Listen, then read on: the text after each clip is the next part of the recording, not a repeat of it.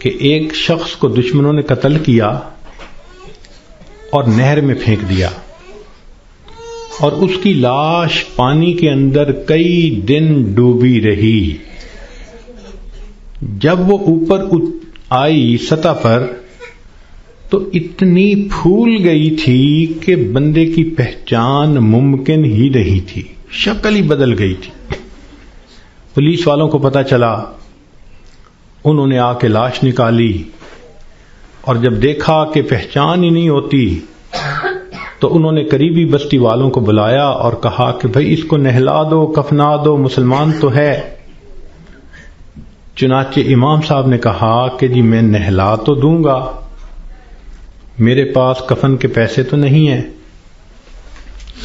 مجھے کفن کے پیسے دے دو۔ ایک بندے نے کہا کہ جی اعلان کر دو۔ ذرا سنیں، مسجد میں اعلان ہوا، بھائی لاوارث نعش ہے، کفن خریدنا ہے، چندہ لاؤ۔ کوئی روپیہ لایا، کوئی 2 لایا، کوئی 5 لایا۔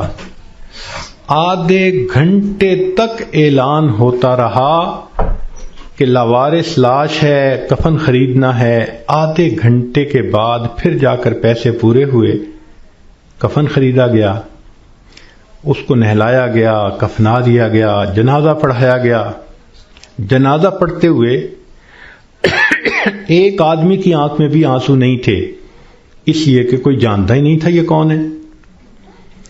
جب اس کو دفن کیا گیا تو 3 مہینے کے بعد کیس کی حقیقت کھلی، تب پتہ چلا کہ وہ سرگودا کے علاقے کا ایک ذمہ دار تھا۔ 4 مربع اس کے باغات تھے، کروڑوں کی سالانہ آمدنی تھی، کوئی 6 کروڑ روپیہ اس کے بینک بیلنس کے طور پہ موجود تھا، اور اس کے 4 جوان العمر بیٹے تھے۔ اس لینڈ لارڈ نے کبھی سوچا بھی نہیں ہوگا کہ میں کروڑوں پتی بندھا، جب دنیا سے جانے لگوں گا تو چندے کا کفن لے کے جاؤں گا۔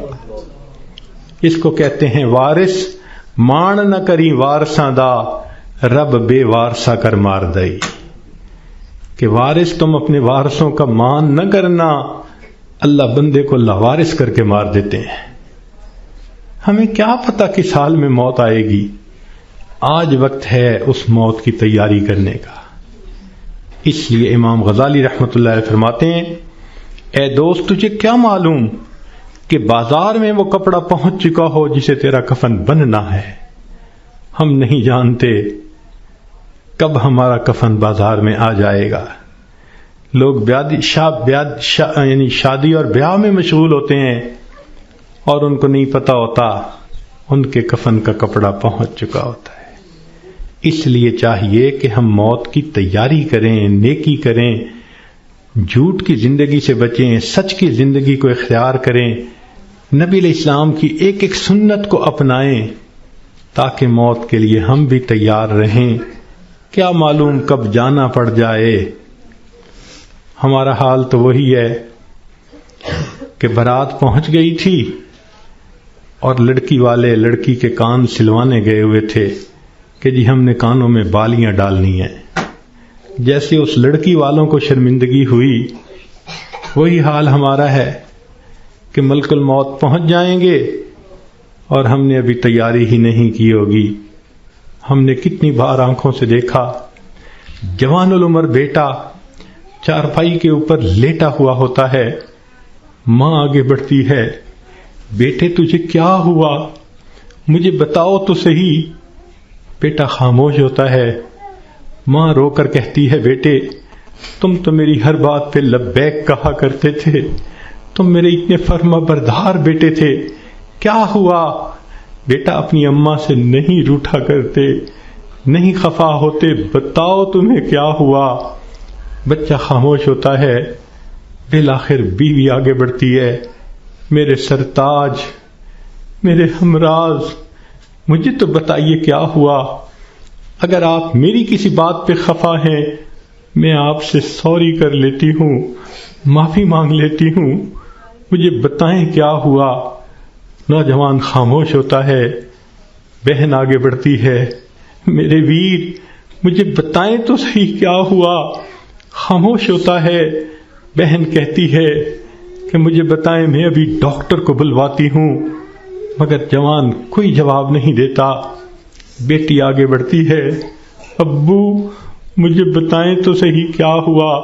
ابو میں آپ کی بیٹی ہوں، میں آپ کی خدمت کے لیے 24 گھنٹے حاضر ہوں، کچھ کھانا ہے یا پینا ہے مجھے بتائیے، کوئی کام ہے مجھے بتا دیجئے، ابو مجھے بتائیں تو صحیح کیا ہوا؟